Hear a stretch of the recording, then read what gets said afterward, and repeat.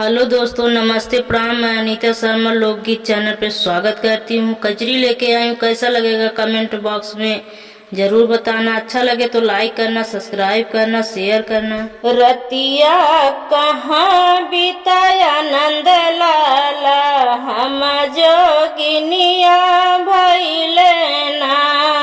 रतिया कहाँ बिताया नंद लाला, हम जोगिनिया भइले ना। सोने की थाली में जमाना बनाए, जमाना कहाँ जमानंद लाला, हम जोगिनिया भइले ना। जमाना कहाँ जमानंद लाला, हम जोगिनिया भइले ना। रतिया कहाँ बिताया नंद लाला, हम जोगिनिया भइले ना। रतिया कहाँ बिताया नंद लाला, हम जोगिनिया भइले ना। झझर गेड़ुआ गंगा जल पानी, झझर गेड़ुआ गंगा जल पानी।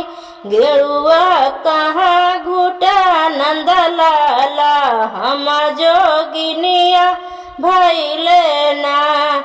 गेड़ुआ कहाँ घुटा नंद लाला, हम जोगिनिया भइले ना। रतिया कहाँ बिताया नंद लाला, हम जोगिनिया भइले ना। रतिया कहाँ बिताया नंद लाला, हम जोगिनिया भइले ना।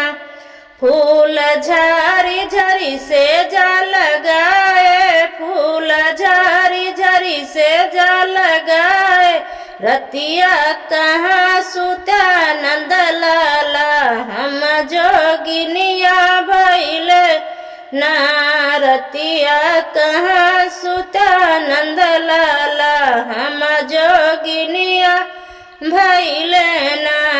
रतिया कहाँ बिताया नंद लाला, हम जोगिनिया भइले ना। रतिया कहाँ बिताया नंद लाला, हम जोगिनिया भइले ना।